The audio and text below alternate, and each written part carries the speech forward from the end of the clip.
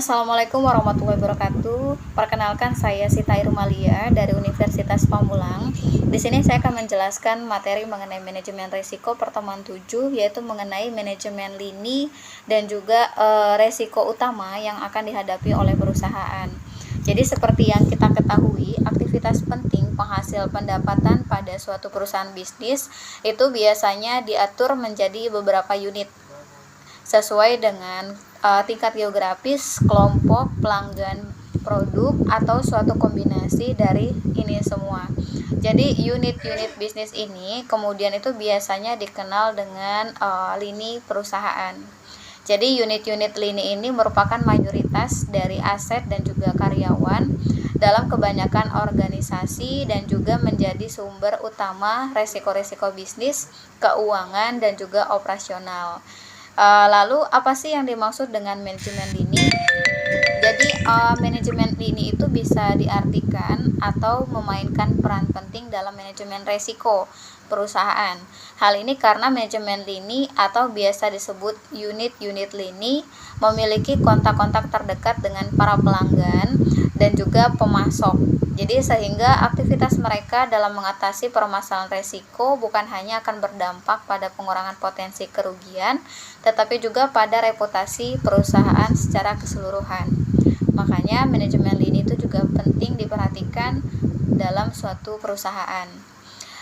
Karena manajemen lini itu penting sekali agar para manajer lini yang mengejar bisnis baru dan juga peluang bertumbuh itu menyelaraskan strategi bisnis mereka dengan keseluruhan kebijakan resiko dari suatu perusahaan tersebut.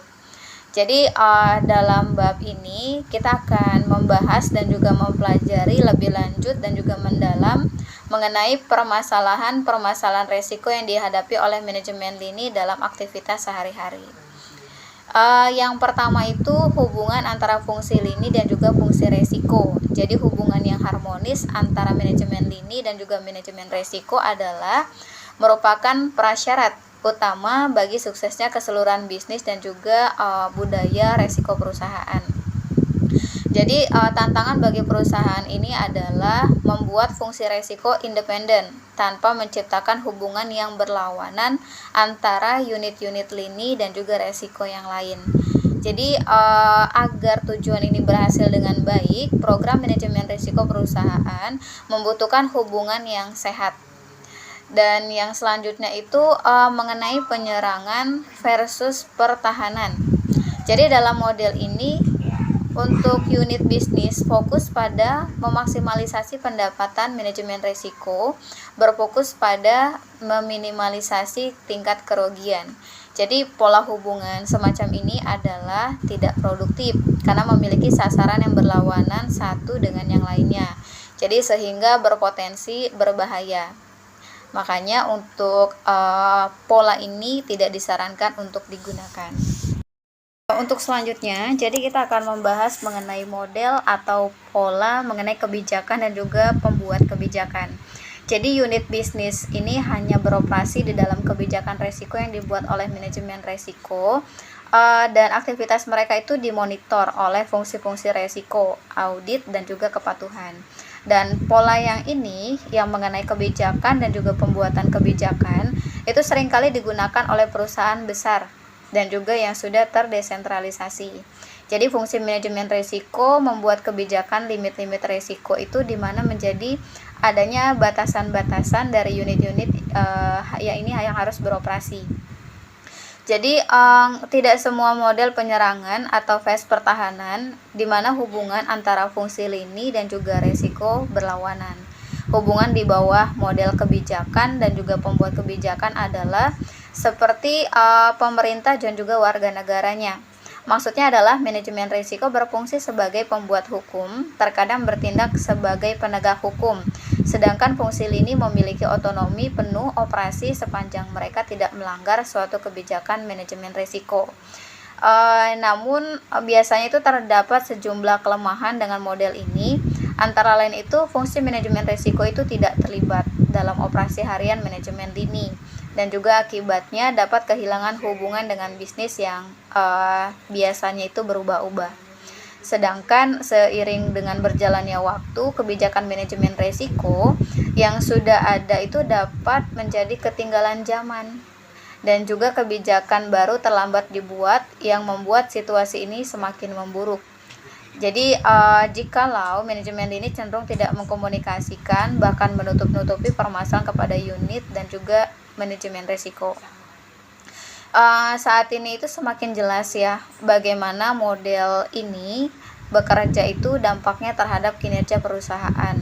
Manajemen risiko sebagai pengawas pada pasif dalam sebagian besar waktu dan juga bertindak apabila terjadi indikasi masalah. Maka dalam model ini sebaiknya manajemen risiko mengambil sikap proaktif dalam membantu unit lini untuk membuat bisnis mereka berhasil berjalan dengan baik. Seperti yang bisa kita lihat dalam bagian berikutnya, pendekatan kemitraan ini menjadi hal yang kuat dalam banyak hal. Untuk pembahasan selanjutnya seperti yang tadi saya jelaskan, yaitu mengenai kemitraan. Jadi unit bisnis ini dan manajemen risiko secara bersama-sama mengevaluasi dan juga menyelesaikan permasalahan manajemen risiko dan menjadi sasaran dan tujuan yang sama, sehingga untuk pola dan juga model ini itu jauh lebih efektif diterapkan pada suatu perusahaan. Jadi dengan model kemitraan ini, manajemen risiko itu sepenuhnya terintegrasi ya ke dalam bisnis. Personil manajemen dan lini dan juga risiko itu bekerja sama untuk membahas wacana risiko atau hasil bukan hanya saat timbulnya permasalahan saja, tetapi juga pada bagian awal proses bisnis saat masih dilakukan pengembangan produk dan juga keputusan penetapan harga atau investasi itu sedang dibuat. Jadi hubungan antara fungsi ini dan juga risiko menjadi lebih seperti klien dan juga konsultan. Jadi hubungan imbal baliknya itu lancar dan juga terintegrasi. Kunci juga dan jangan lupa untuk kunci agar model ini berhasil adalah adanya budaya dan juga organisatoris.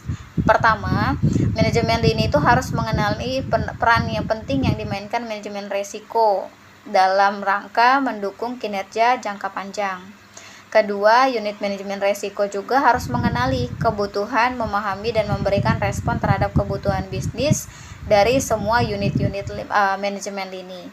Maksudnya di sini adalah jangan menghasilkan kebijakan atau peraturan yang bersifat akademis, tidak praktis, tidak fleksibel, sehingga sulit untuk diaplikasikan di dalam bisnis.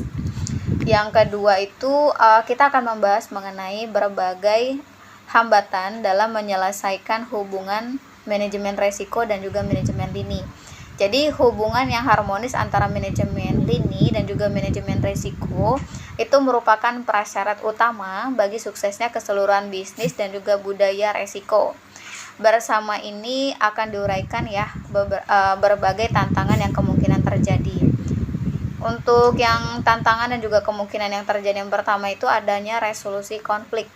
Walaupun ketiga model organisator yang dibahas di atas, yang saya jelaskan di atas, menekankan pada cara-cara untuk meminimalkan potensi konflik, tidak terhindarkan akan ada masalah harian harus diatasi antar keduanya, yaitu antara manajemen lini dan juga manajemen risiko. Biasanya terdapat konflik langsung yang agak terbuka antara antara manajer bisnis lini dan staf manajemen risiko. Bentuk konflik paling sering terjadi dan merupakan permasalahan klasik adalah pemilihan antara volume bisnis atau pertumbuhan pendapatan dan pengendalian risiko.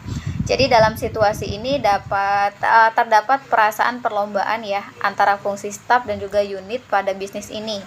Dalam proses ini, unit lini mencari cara untuk menghindari pengawasan oleh staf manajemen risiko, sementara fungsi staf berupaya untuk menggali informasi mengenai aktivitas manajer lini sehingga dapat terus dimonitor. Oleh karenanya, manajemen konflik yang konstruktif diperlukan dengan fokus pada struktur dan juga proses. Untuk pembahasan selanjutnya, kita akan membahas mengenai berbagai solusi yang ditawarkan agar bisnis tidak beresiko. Jadi seperti yang dijelaskan di atas, hubungan antara manajemen risiko dan juga manajemen lini adalah sebuah faktor kritis terhadap keberhasilan pelaksanaan banyak program enterprise risk management. Jadi untuk membangun hubungan yang sehat harus dipertahankan keseimbangan antara pengawasan perusahaan yang efektif dan keputusan lini yang efisien. Dan untuk mencapai dan juga mempertahankan keseimbangan demikian, program Enterprise Risk Management harus berupaya mengintegrasikan manajemen risiko ke dalam proses manajemen bisnis. Artinya, melibatkan kedua fungsi tersebut dalam berbagai hal tersebut di bawah ini, yaitu mengenai strategi dan perencanaan bisnis, pengembangan produk dan juga pengembangan bisnis baru, penentuan harga produk, pengukuran kinerja bisnis. Kalau untuk yang pertama itu pembahasan mengenai strategi dan perencanaan bisnis. Strategi dan perencanaan bisnis diajukan oleh unit bisnis harus disertai pembahasan lengkap mengenai resiko yang terlibat. Yang kedua itu mengenai pengembangan produk dan juga pengembangan bisnis baru. Selain perencanaan bisnis, manajemen risiko harus menjadi bagian dari pengembangan peluang produk baru dan juga peluang bisnis. Peluang ini harus meliputi produk baru, investasi bisnis dan juga keuangan, serta rencana perluasan pasar, merger dan juga akuisisi. Untuk pembahasan selanjutnya, menentukan harga produk. Jadi, biaya resiko harus ada dalam penentuan harga produk atau jasa yang ditawarkan. Biaya tersebut biasanya meliputi kerugian yang diperkirakan dari kerusakan atau kesalahan piutang tak tertagih dan juga masih banyak yang lain. Dan untuk yang selanjutnya itu mengenai pengukuran kinerja bisnis. Jadi pengukuran kinerja dan juga sasaran bisnis harus juga memasukkan unsur resiko. Hal ini karena perusahaan dalam aktivitas bisnisnya selalu berhadapan dan juga mengambil resiko untuk menghasilkan pertumbuhan dan juga keuntungan bisnis yang lebih besar. Untuk integrasi yang sehat, kuat dan tangguh serta manajemen risiko dari manajemen lini itu ada beberapa hal yang harus diperhatikan. Yang pertama itu resiko strategik, resiko kepatuhan, resiko operasional, resiko finansial, resiko reputasional. Dan untuk yang selanjutnya itu seperti yang saya jelaskan tadi, untuk yang pertama resiko strategik, yang kedua itu ada resiko kepatuhan dan juga resiko operasional, resiko finansial dan juga resiko reputasional. Meletakkannya bersama-sama. Jadi dengan menanyakan pertanyaan-pertanyaan tersebut dan juga akan memperbarui Anda mengidentifikasi beberapa resiko spesifik yang harus dihadapi oleh perusahaan.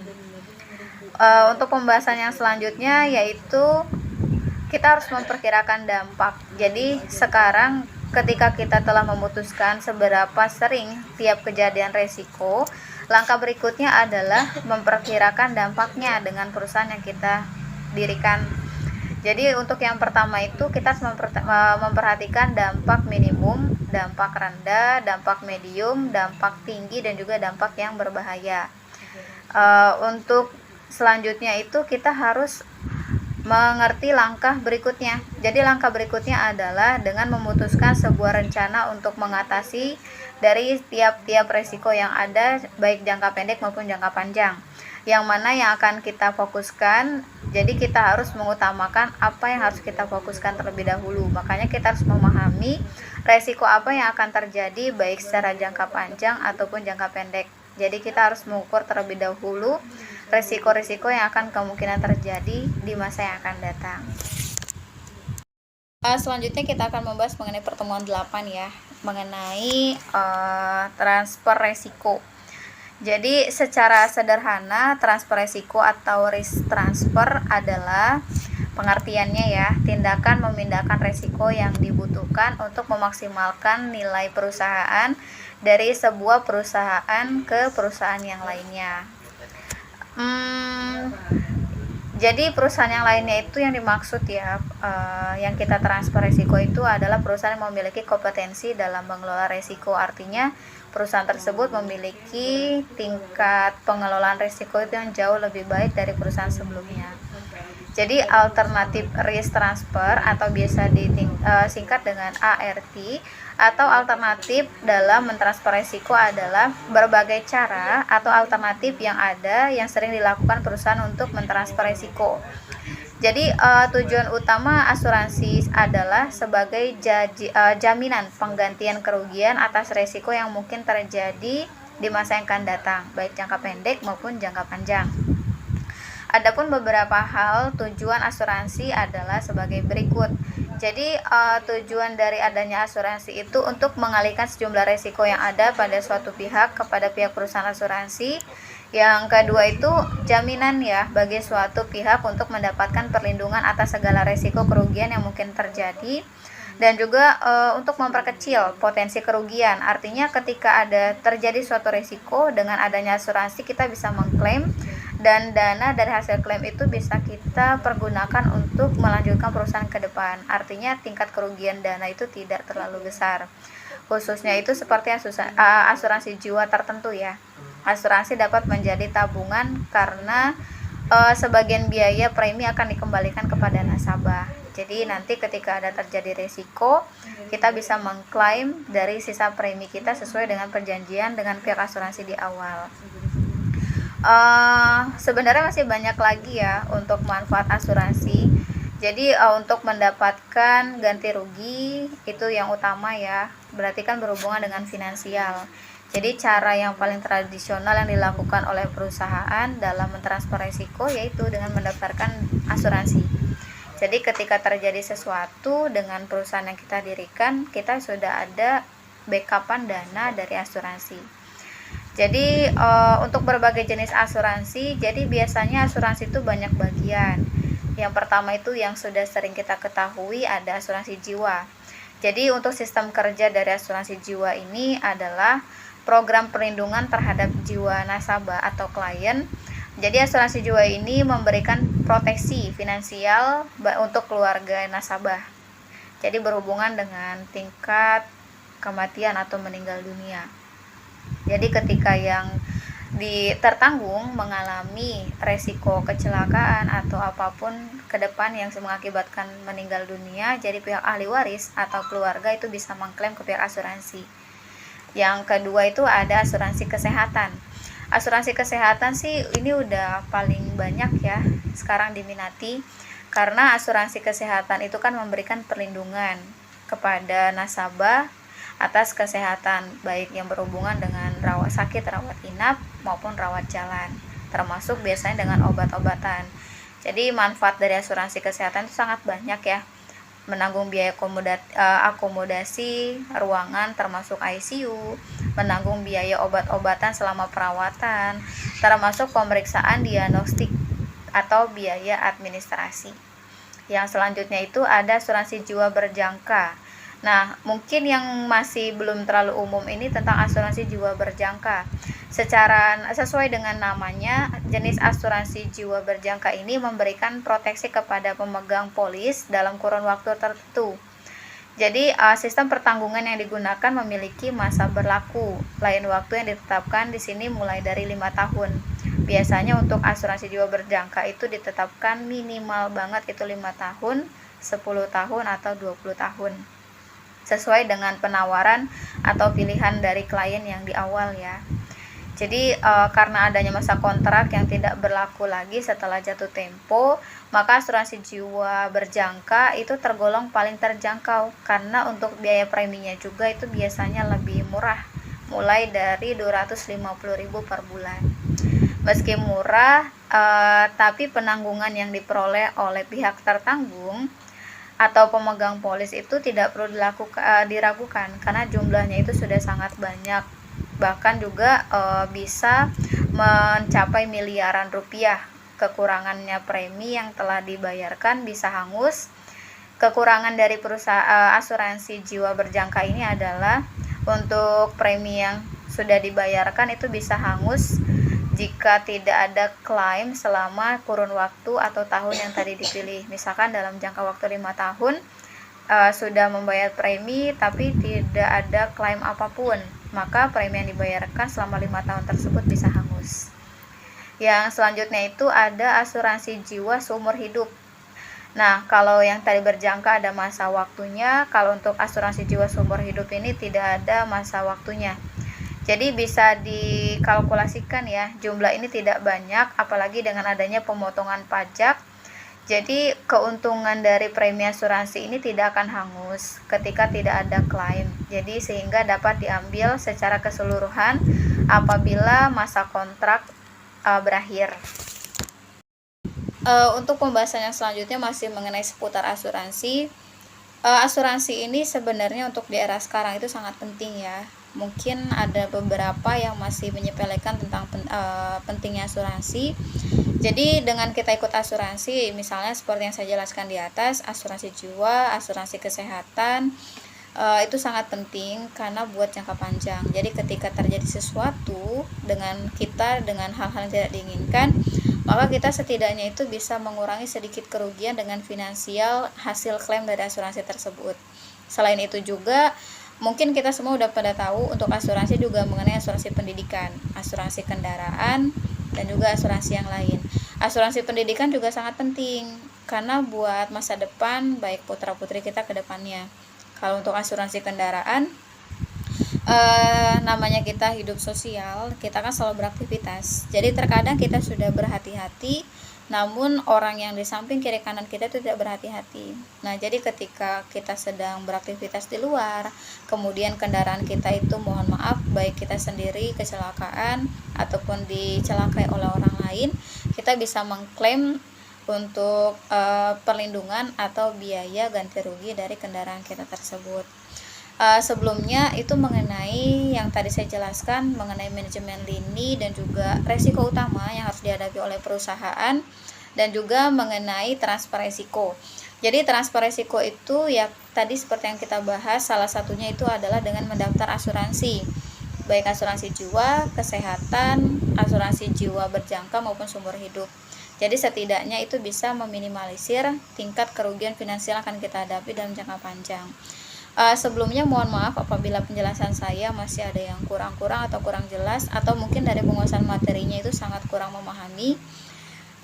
Sebelumnya terima kasih banyak. Wassalamualaikum warahmatullahi wabarakatuh.